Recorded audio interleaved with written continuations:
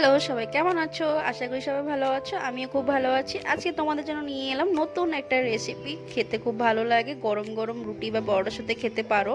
তো রেসিপিটা বানানোর জন্য আমি নিয়ে নিয়েছিলাম দুধ। তো দুধ প্রতিদিন মেয়ের জন্য নেওয়া হয়, সেখান থেকে অল্প অল্প করে বাছিয়ে নিয়ে সেটাকে একবারে বেশি করে ফাটিয়ে নিয়েছিলাম, ছানা করে নিলাম। ছানা করার পর কয়েকটা পেঁয়াজ, বেশ বেশি করে পেঁয়াজ কেটে নিয়েছি। তারপর কাঁচা লঙ্কা নিয়ে নিচ্ছি। কড়াই তেল বসিয়ে দিব। কড়াই তেলটা একটু বেশি করে দিতে হবে। তেল গরম হওয়ার পর পেঁয়াজগুলো সব ছেড়ে দিতে হবে এবং পেঁয়াজটা একটু নাড়াচাড়া করে তার মধ্যে একটুখানি লবণ দিয়ে দিতে হবে। লবণ দিলে পেঁয়াজটা তাতে নরম হয়ে যায়। তারপর সুন্দর করে ভাজা হওয়ার পর তারপর সেখানে কাঁচা লঙ্কা দিব। কাঁচা লঙ্কাটা দিলে বেশ ঝাল ঝালটা ভালো লাগে, তখন কাঁচা লঙ্কাটা একটু বেশি করে দিয়ে দিলাম।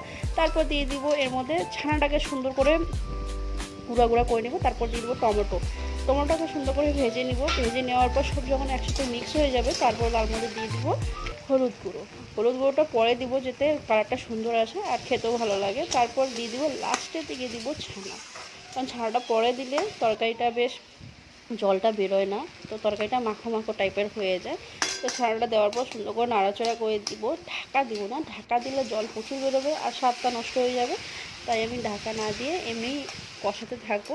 যখন মাখো মাখো বেশ জলটা নাড়াচাড়া করতে হলে যখন শুকিয়ে যাবে তারপর সেটা এরকম হয়ে আসবে। এরকম হওয়ার পর তারপর আমার রান্নাটা হয়ে গেল। এবার এটাকে গরম গরম গরম গরম পরোটার সাথে খেতে পারো। এভাবে একবার বানিয়ে খেয়ে দেখো, খুব দারুণ।